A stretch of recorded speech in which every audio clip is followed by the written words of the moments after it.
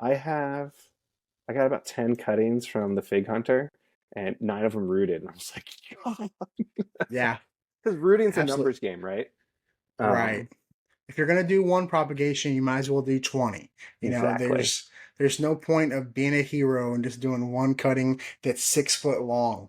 You know, make a bunch of them that's like, I usually do them probably 6 to 8. Not much bigger than that, No, because you're gonna have dieback.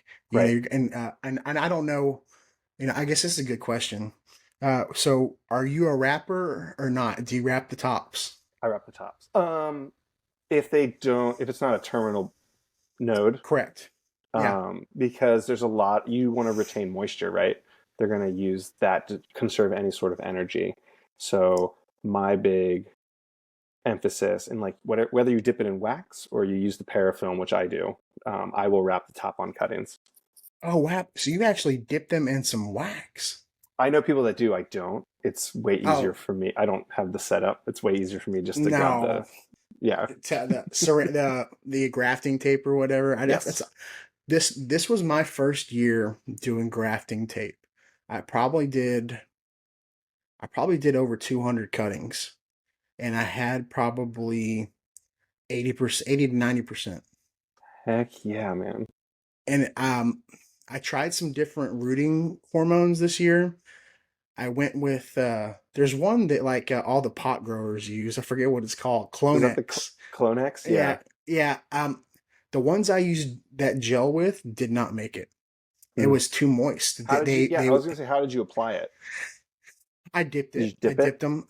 I get a, and you probably are on the opposite side of this. I'm a dipper, like in Hmm. the powder and stuff. I know there's some contamination that can happen with that as well.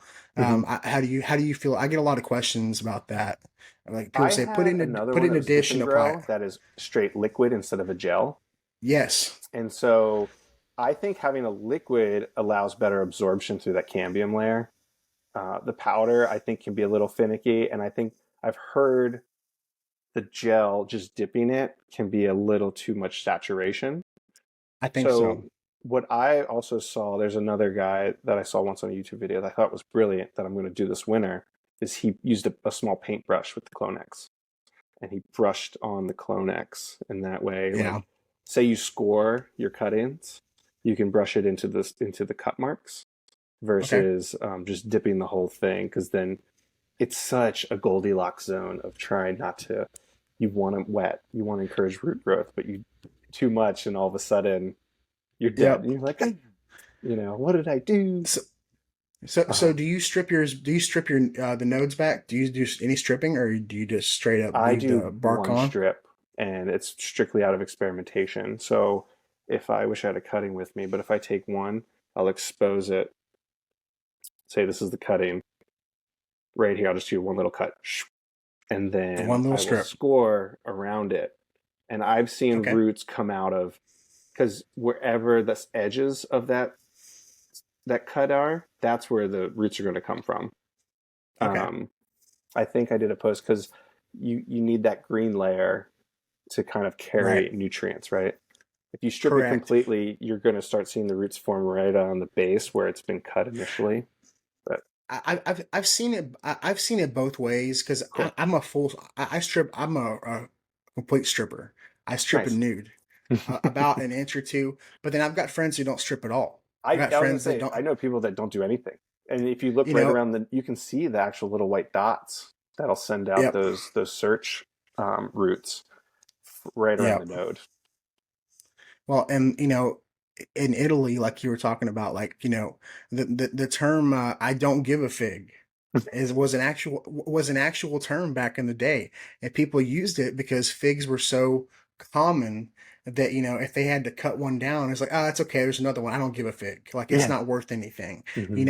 Like the grandmas in Italy would just take a cutting and just go stick it in the ground. You gotta stick it They would in the take a lemon ground. just and it would come up. I would say for It's anyone that just has a fig tree, like try that. I did that where yeah. I usually took a sucker that had like a root, stuck it in a pot. It was like February, and I threw it over here, and all of a sudden a fig sprouted, and I was like, this is the best. Like, there's Oh something yeah, beautifully resilient about a fig that we touched on earlier. But absolutely. I think one of the more fun things is propagating some of these more fickle, finicky Yeah. varieties because the risk reward is high. Um, Yeah. but I think that like the hardest part of a fig is getting it established. Once it is established, good luck getting rid of it in a way. Yeah.